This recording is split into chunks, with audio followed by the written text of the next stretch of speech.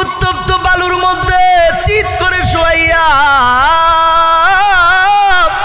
বুকের উপরে বিরাট একটা গরম পাথর দিয়া পাথরের উপরে বৈশা বলতেছে, ওরে বেলাল, যদি কালেমা না ছাড়স রে বেলাল, যদি কালেমা না ছাড়ো, মনে রাখো বেলাল, যতক্ষণ পর্যন্ত তোমার দমটা না যাবে ততক্ষণ পর্যন্ত তোমার উপরে নির্যাতন চলবে। বেলাল বলে, ওরে কাফেরের বাচ্চারা শোনো, যতক্ষণ পর্যন্ত আমি বেলাল এই বডিটার ভিতরে রূহ থাকবে রে, ততক্ষণ পর্যন্ত আমি বেলাল কালেমা ছাড়ব না।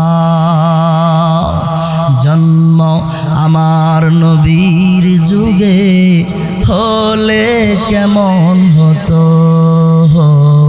জন্ম আমার নবীর যুগে হলে কেমন হতো, দুনয়নে রাসূল পাক দেখলে কেমন হতো, জন্ম আমার নবীর যুগে হলে কেমন হতো, জন্ম আমার নবীর যুগে হলে কেমন হতো। আসতো বেশে হজরতে বেলালের মধুর আযান, আসতো বেশে হজরতে বেলালের মধুর আযান, যেইয়া জানে এমন প্রেম মুগ্ধ রহমান, দয়াল নবীর পিছে নামাজ পড়লে কেমন হতো, জন্ম আমার নবীর যুগে হলে কেমন হতো। আল্লাহর পয়গম্বর নবী আমার কালেমার দাওয়াত দেয়, আর ওই যে কাফের বেঈমান মুশরিক গুলা, আরবের কাফের গুলা আমার নবীর উপরে বিভিন্ন ভাবে অত্যাচার চালায় রে, নবীর উপরে ওই যে তায়েবের কাফের গুলা বিভিন্ন ভাবে মারতে মারতে নবীর শরীর থেকে রক্ত জড়ায়া দিছে, আর বলে রে, ও মুহাম্মদ, তুমি যদি সত্যি নবী হও, তুমি যদি নবী হও, আমরা তোমাকে নবী হিসেবে মানব না, তোমার নবুয়তকে মেনে নেব না, তোমার কালেমার দাওয়াত আমরা মেনে নেব না, তোমার কালেমার দাওয়াত এই অঞ্চলে আমরা দিতে দিব না। আর কাফেররা বলল, দেখো রে, ওই যে মুহাম্মদ যেই কালেমার দাওয়াত দেয়, আমাদের বাপদাদার ধর্ম যেমন ছিল সমস্ত ধর্মগুলা একেবারে নিঃশেষ করে দিয়া রে, আল্লাহর দুনিয়ার বুকে আল্লাহর ধর্ম নবী মুহাম্মদ নিয়ে আসছে। আমরা এত দেবদেবী, এত লাত উজ্জার পূজাগুলা করি, সব লাত উজ্জাগুলার পূজাগুলা শেষ করে দিয়া এক আল্লাহর পূজার দিকে মুহাম্মদ ডাকে রে, এটা বড় আশ্চর্যজনক কথা হয়ে গেছে। আমরা নবী মুহাম্মদের এই ধর্ম মানতে পারবো না। যদি মুহাম্মদ দাওয়াত দেয় তাহলে আমাদের বাপদাদার ধর্ম টিকবে না। এই জন্য নবী মুহাম্মদকে আগে সরাইতে হবে। পরামর্শে বসে গেছে কাফেরগুলা। কাফেররা পরামর্শ করে, একজনে বলে, দেখো মুহাম্মদকে দুনিয়ার বুক থেকে তাকে একেবারে কতল করে দিতে হবে। আর একজনে বলে না না,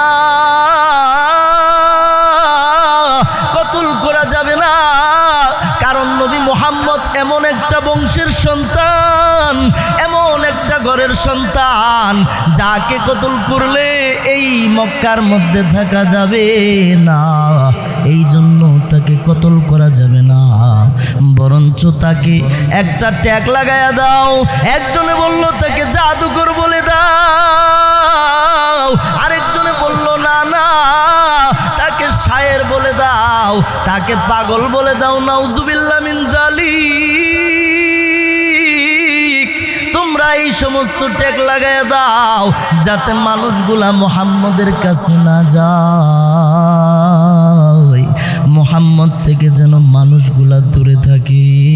বিভিন্ন ট্যাগের কথা যেন মানুষগুলা দূরে। দেখো রে, তোমরা তো কাবায় যাইতেছো, কাবার মধ্যে এমন একটা মানুষ আছে, এমন একটা নবী দাবিদার, যে আমাদের কাবার মধ্যে সমস্ত ধর্মগুলাকে একেবারে নিঃশেষ করে দিয়া এক আল্লাহর ধর্ম, এক আল্লাহর বিধান দুনিয়ার বুকে প্রতিষ্ঠিত করতে চায়। তোমরা কিন্তু তার কাছে যাও না। যদি তার কাছে যাও তাহলে তোমাদের বাবার ধর্ম, যেই ধর্ম যুগ যুগ ধরে পালন করে আসতেছো, সেই ধর্ম কিন্তু মানতে পারবা না। এই জন্য তার কাছে কেউ যায় না। কিন্তু মানুষের একটা স্বভাব হলো, যেই বিষয়ে মানুষকে নিষেধ করা হয় ওই বিষয়ে মানুষ সর্বপ্রথম করে। এই জন্য মানুষগুলা কাবায় যায় আর মনে মনে চিন্তা করে, এটা কেমন মানুষ,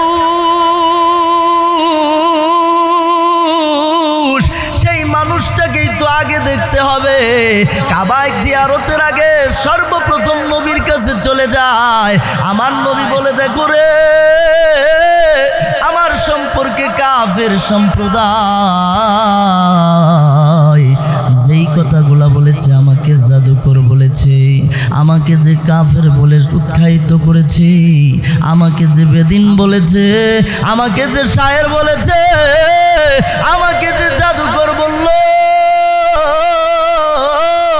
মনে রাখো আমি শায়ের নই, আমি জাদুকর নই, আমি হলাম আমার আল্লাহর তরফ থেকে প্রেরিত রাসূল। আমি তোমাদেরকে কালেমার দাওয়াত দিয়ে জান্নাতে নেওয়ার জন্য এসেছি। চিৎকার মেরে বলেন সুবহানাল্লাহ। আল্লাহর পয়গম্বর কালেমার দাওয়াত দেয় আর কাফেরগুলা বিভিন্নভাবে নির্যাতন চালায়। এমন সময় শুনতে পারলো বেলাল যে কাবার মধ্যে এমন একটা নবীর আবির্ভাব ঘটেছে, যেই নবী কালেমার দাওয়াত দেয়, এমন কালেমা, যেই কালেমা আমাদের বাপদাদার ধর্মের বিপরীত। এক পাদ্রীর কাছে বেলাল চলে গেছে, যায় বলতেছে, ও পাদ্রী, এই নবীটা কেমন নবী যে কালেমার দাওয়াত দেয়, তুমি কি তার সম্পর্কে বলতে পারো? ওই পাদ্রীটা বেলালকে বলে দেয়, ওরে বেলাল,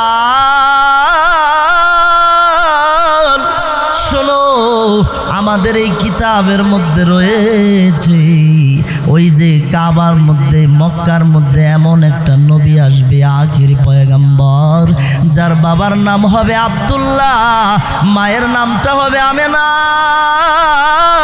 সে কুরাইশ বংশের হাশেম গোত্রের মানুষ হবে। যে যদি আসে রে ও বেলাল, সে যেই ধর্মের দাওয়াতটা দিবে সেটা হলো সত্য ধর্ম, সত্য কালেমা। তোমরা তার কালেমা গ্রহণ করলে আল্লাহর মনোনীত ধর্ম গ্রহণ করতে পারলা। জেনে রাখো, কালেমাটা গ্রহণ করলে সাথে সাথে জান্নাতে যাইতে পারবা রে। ও বেলাল, এটা সত্য নবী কিনা? তুমি তার কাছে যায় তার বাবার নাম, তার মায়ের নাম, তার বংশের নাম জিজ্ঞাসা করবা। আর তার নাম হবে মুহাম্মদ, তার নাম উপনাম হবে আহমদ। এই নামগুলা যদি সঠিক হয় রে বেলাল, তার কাছে যে কালেমাটা পড়ে নিবারে। যদি তুমি কালেমাটা পড়ে নাও, তুমি জান্নাত পেয়ে যাবা, জান্নাত। সুবহানাল্লাহ। এই বেলাল এমন একটা গোলাম, উমাইয়ার গোলাম। এই গোলাম থাকা অবস্থায়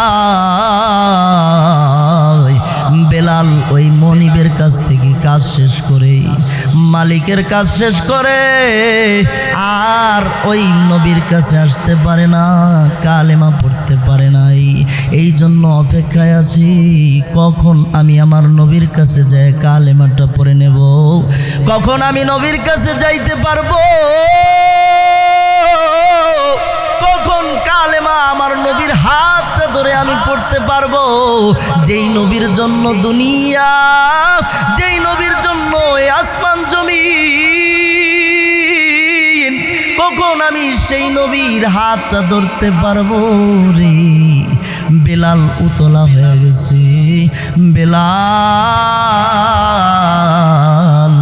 উতলা হয়ে গেছে নবীর কাছে আসার জন্য। রসূল তোমারই কারণে বিশালে ভুবনে, রসূল তোমারই কারণে বিশালে ভুবনে, আল্লাহর পরিচয়। নাছিল আকাশ, নাছিল বাতাস, পৃথিবী দৃপ্তিময়, রসূল তোমারই কারণে বিশালে ভুবনে, আল্লাহর পরিচয়। বক্সটা একটু অম্পি ঘুরাই দাও, কানের মধ্যে সরাসরি ঢুকে পড়ে। আল্লাহর পয়গম্বর নবীর সাহাবী হযরতে বেলাল শুনতে পারলো যে তার কাছেই একটা জায়গায় আমার নবী কালেমার দাওয়াত দেওয়ার জন্য চলে আসছি। ও বন্ধু মুসলমান, গভীর মনোযোগ দিয়া কথাগুলা শুনবেন। যখন নবীর কথা শুনতে পারছে, বেলাল দৌড়ে আমার নবীর কাছে চলে গেছে, যায়া বলতেছে, নবী গো, ও নবী আমার, আপনার কাছে আমি কয়েকটা প্রশ্ন করতে চাই। ও নবী গো, আপনি যদি আমার প্রশ্নের জবাবগুলা দেন আমি অনেক বেশি উপকৃত হব গো নবীজি। আমি আপনাকে জিজ্ঞাসা করলে আপনি উত্তর দিবেন কি না? নবী বলে, ওরে বেলাল, আমি নবী তোমার প্রশ্নের জবাব দেওয়ার জন্য তৈয়ার রে। বেলাল বলতেছে, নবী গো, আমি শুনতে পারছি আখিরি জামানার পয়গম্বরের নাম হবে মুহাম্মদ, তার বাবার নাম হবে আব্দুল্লাহ, তার মায়ের নামটা হবে আমিনা, তার বংশের নামটা হবে কুরাইশ বংশের হাশিম গোত্রের মানুষ হবে।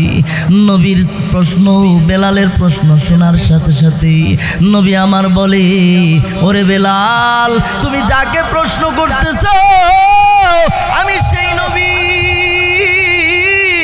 যার বাবার নামটা হলো আব্দুল্লাহ, মায়ের নামটা হলো আমিনা, আমার বংশটা হলো কুরাইশ হাশিমি বংশ। নবীর কাছে বেলাল বলে, নবী গো, আমি তো একজন কালো মানুষ, আমি তো একজন নিগ্রো মানুষ, আমার দিকে মানুষগুলো একবার তাকাইলে গো, ও নবীজি দ্বিতীয়বার আর তাকায় না, আমার কোনো বংশ পরিচয় নাই, আমার কোনো বংশ মর্যাদা নাই, আমি এমন একটা মানুষকে আপনি আপনার কালেমার দাওয়াত দিবেন কি না বলেন গো নবীজি? নবী বলে, দেখো রে বেলাল, আল্লাহর কাছে কোনো বংশের কোনো দাম নাই, আল্লাহর কাছে চেহারার কোনো দাম নাই, আল্লাহর কাছে গঠনের কোনো দাম নাই, আল্লাহর কাছে টাকা পয়সার কোনো দাম নাই, আল্লাহর সাথে মানুষের সম্পর্ক, এই কলবটার সাথে আল্লাহর সাথে সম্পর্ক, এই কলবটার সাথে রবের সাথে সম্পর্ক। তোমার কলব যদি নূর হয়, তোমার কলবে যদি আল্লাহর ভয় থাকে, মনে রাখো রে বেলাল, তোমার চেহারার আল্লাহর কাছে দরকার নাই, তুমি এমনিতে আল্লাহর প্রিয় বান্দা হইতে পারবা। নবী আমার বেলালের হাতটা টান দিয়া নবী আমার কালেমাটা পড়ায়া দিছে। নবী বলে, বলো রে বেলাল, লা ইলাহা ইল্লাল্লাহ ওয়া আন্না মুহাম্মাদার রাসূলুল্লাহ। জোরে জোরে বলেন সাল্লাল্লাহু আলাইহি ওয়াসাল্লাম। বেলাল বলে, নবী গো, এতদিন পর্যন্ত আমি হাবশি বিদায়, কালো বিদায়, আমার মালিক কোনোদিন আমার সামনে খায় নাই, আমি সামন দিয়া গেলে মালিক আমাকে দেখে নাই, অন্যদিকে ঘুরে থাকছে। ও নবী গো, আপনি আসলেই পয়গাম্বর, আমাকে আপনি ঘৃণা করেন নাই, আমার এই কালো হাতটা আপনি আপনার হাতের মধ্যে নিয়া গো ও নবীজি কালেমাটা পড়ায়া দিলেন, আমি ধন্য হয়ে গেলাম। বেলালের খবর উমাইয়ার মালিকের কাছে চলে গেছে। মালিক বলতেছে, রে বেলাল,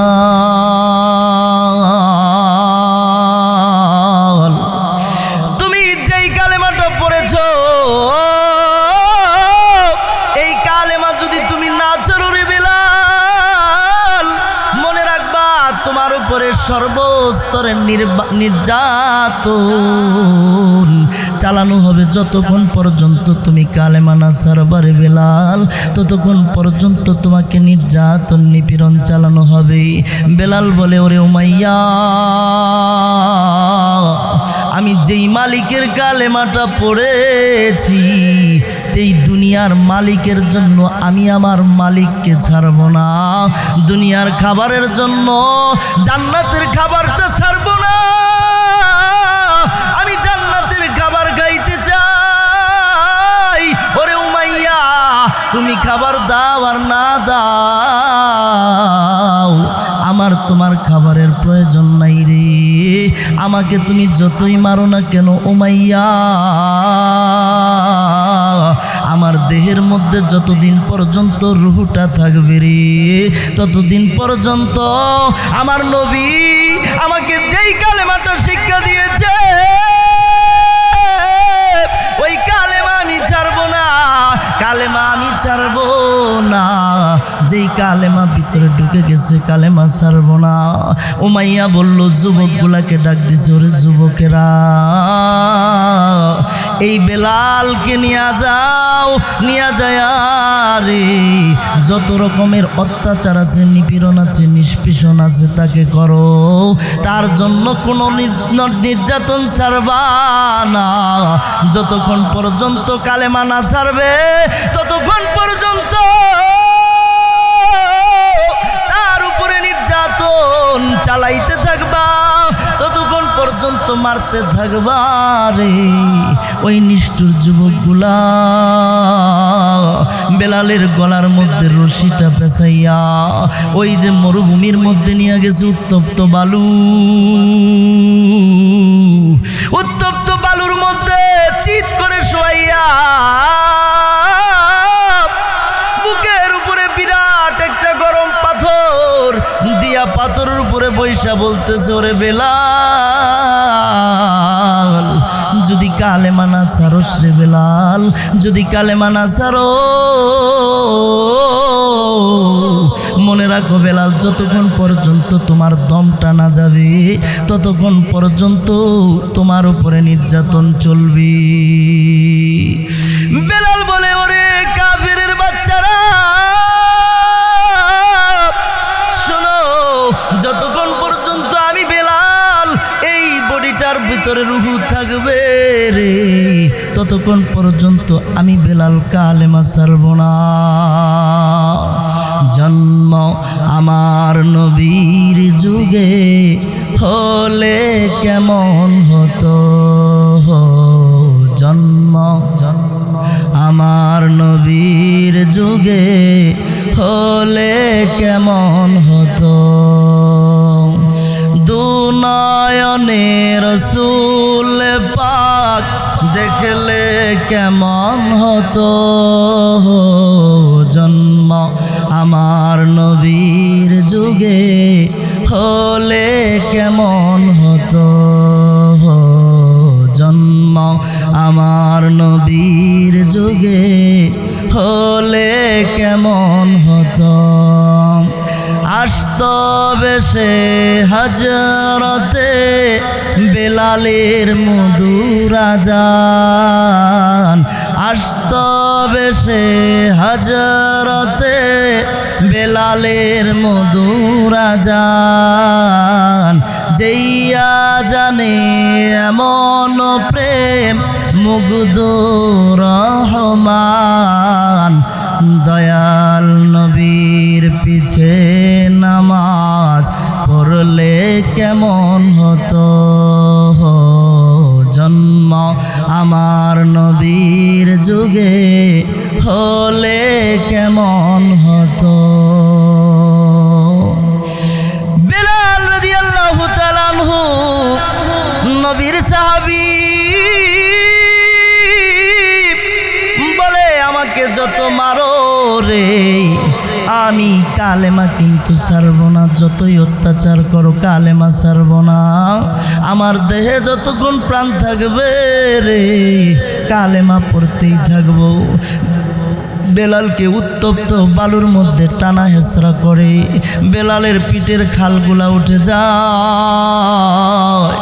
গলার মধ্যে ওই উত্তপ্ত বালু দিয়া রে টানে। বেলাল বলে, আহাদ আহাদ, যতই টানো আমার আল্লাহ এক, আমার আল্লাহ এক, আমি দ্বিতীয় কোনো প্রভু মানি না, আমি কাউকে প্রভু মানব না, একমাত্র আল্লাহকে প্রভু মেনেছি। চিৎকার মেরে বলেন আল্লাহু আকবার।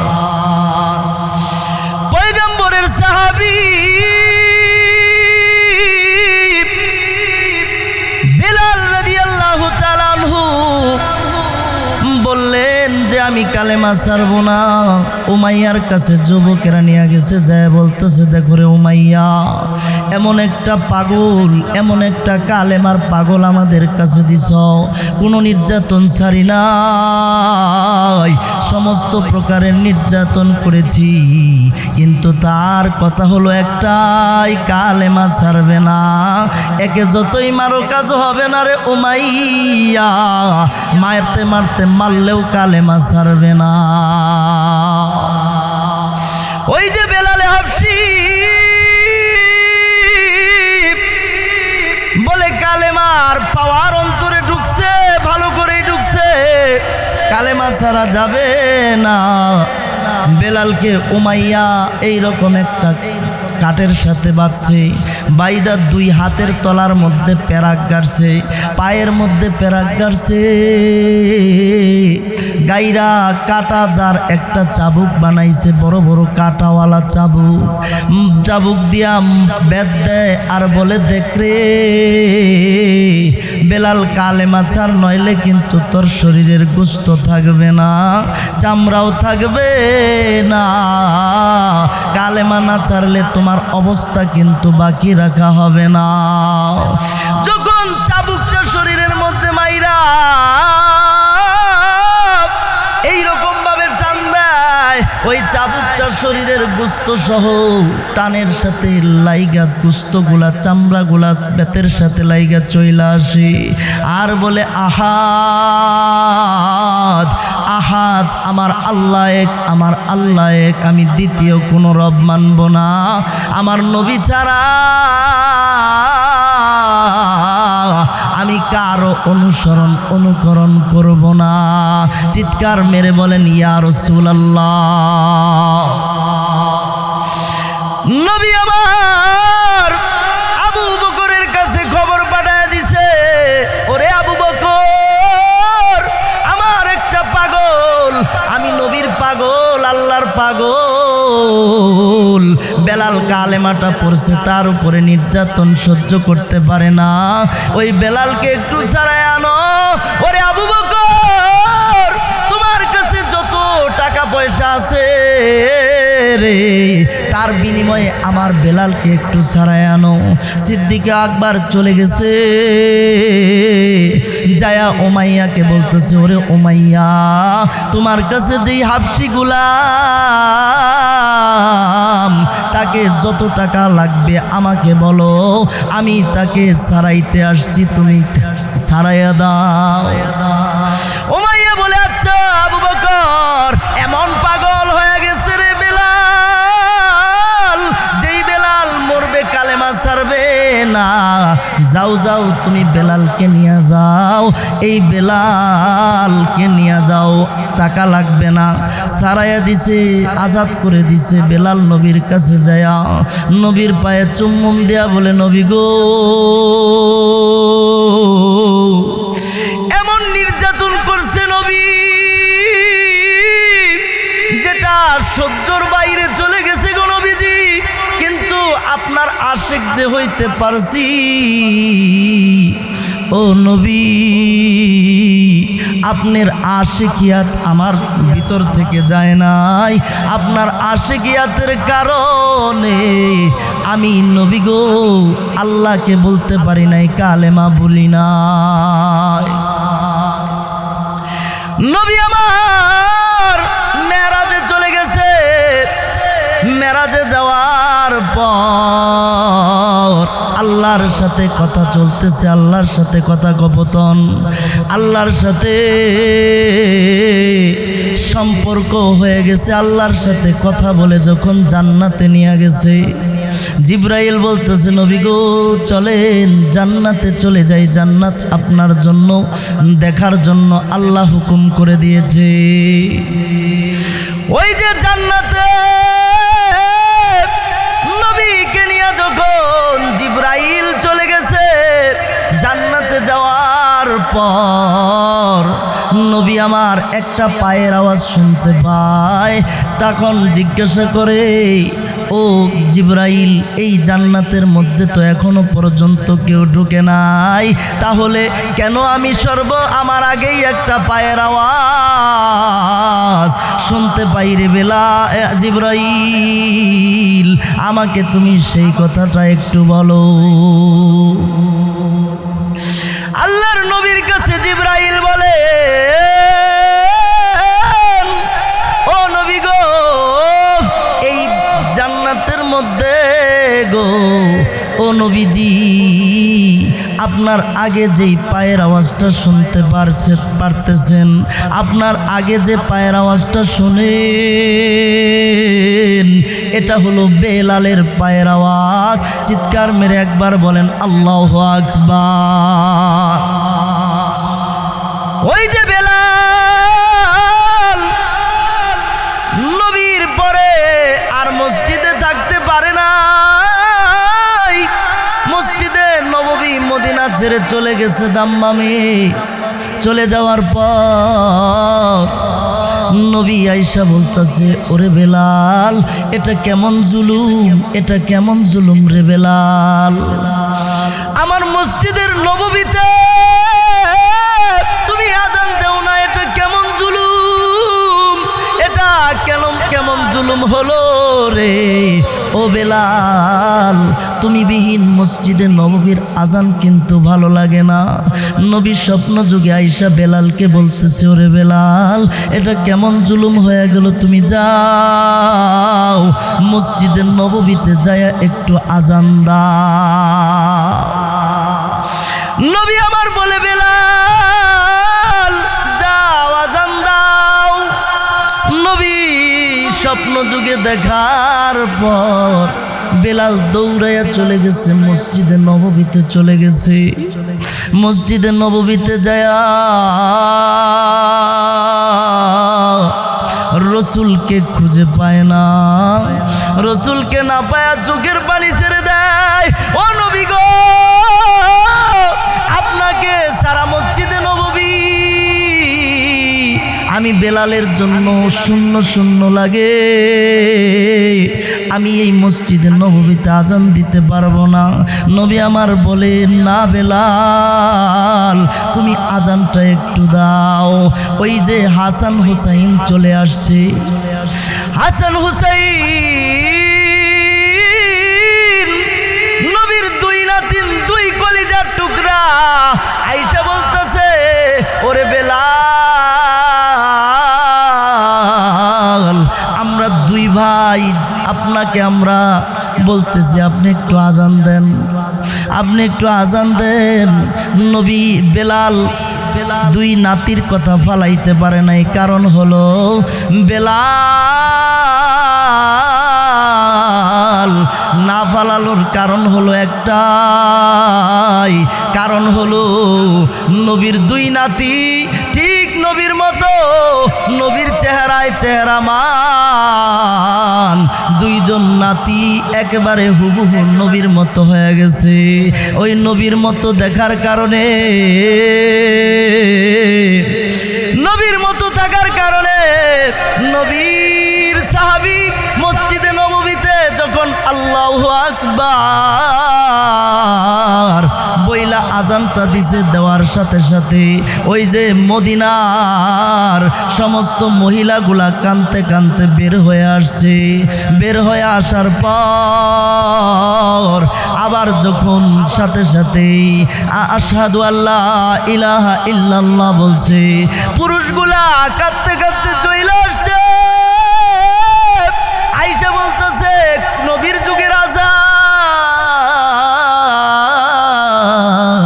বেলালের আজানের এত মধু, যখন বলছে আশহাদু আল্লাহ আশহাদু আন্না মুহাম্মাদুর রাসূলুল্লাহ, এই আজানের এই কলি বলার পর মদিনার মধ্যে অলিতে গলিতে কান্নার রোল পড়ে গেছে। ও বন্ধু মুসলমান, বেলালের আজানটা এত আল্লাহর কাছে প্রিয়, কারণ হলো আল্লাহর সাথে বেলালের মোহাব্বত, নবীর সাথে বেলালের মোহাব্বত। বেলাল নবীকে চিনছিল, আমরা তো নবীকে চিনি নাই। আমি নবী না চিনিলাম, কি যে ভুল করিলাম, আমি নবী না চিনিলাম, কি যে ভুল করিলাম, ভস্মে ঢালিলাম ঘি, মানব হইয়া ভবেতে আসিয়া মানুষের করিলাম কি, আমি মানব হইয়া ভবেতে আসিয়া মানুষের করিলাম কি। আল্লাহর পয়গম্বরের সাহাবী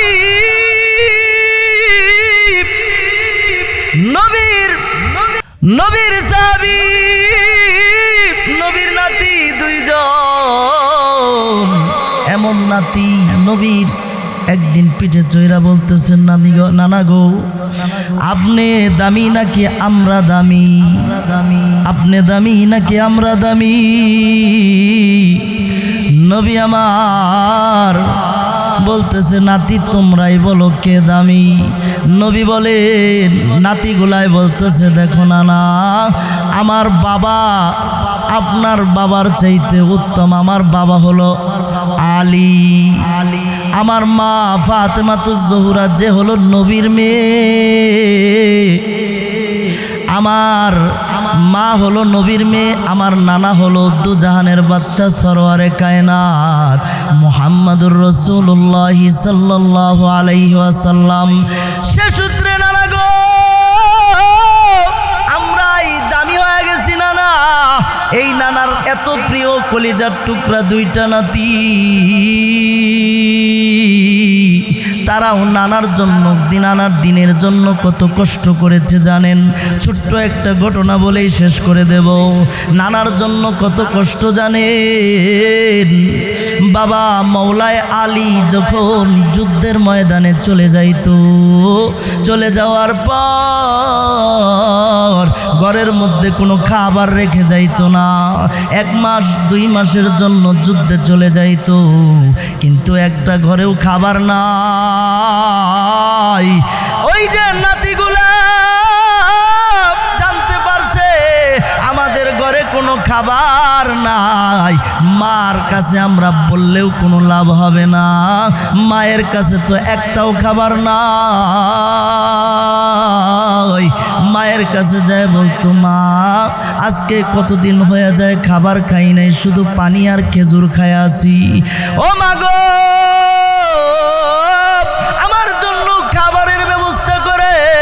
নাতি নবীর নাতি খায় নাই।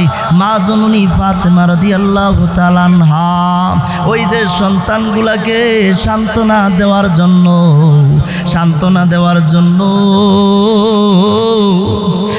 2 জন নাতিকে বসাইয়া সন্তানকে বসাইয়া মা জননী পানি পাতিলের মধ্যে দিয়া জাল দেয় আর সন্তানগুলাকে সান্ত্বনা দেয়, দেখো সন্তান তোমাদের জন্য খাবার হইতেছে, কিন্তু খাবারের ব্যবস্থা তো নাই, চুলার মধ্যে শুধু পানি দেখা যায়, ওই পানি জাল করতেছে আর সন্তানগুলা খিদার যন্ত্রণায় এক সময় ঘুমায় গেছে। এইভাবেই রাত্রি হয়ে গেছে, সকাল হয়ে গেছে, খাবার পেটে নাই। ওই 2 ভাই ইমামে হাসান হুসাইন 2 ভাই বলে আমরা কারো কাছে বলতে পারতাম না, একমাত্র নানার পথের দিকে তাকায় থাকতাম, কখন জানি আমার নানা আসবে, আমরা আমার নানার কাছে খাবার চাবো, নানার কাছ থেকে খাবার খাবো, এই আশায় পথবানে তাকায় থাকতো। আমার নবী যখন আসতো রে, 2 ভাই 2টা নাতি, নবীর কলিজার টুকরা নাতি দৌড়ায়া নবীর কুলের মধ্যে উঠে যাইতো, যায়া বলতো, নানা গো আপনার জন্যই তো অপেক্ষমান, আপনার জন্যই পথপানে চায়া রইছি, আজকে কতদিন হয়ে যায় পানি আর খেজুর ছাড়া কিছুই খাই নাই। ও নানা গো আপনার কাছে যদি খাবারের কোনো ব্যবস্থা থাকে নানা, আমাদের জন্য আপনি একটু খাবার দেন। নবী আমার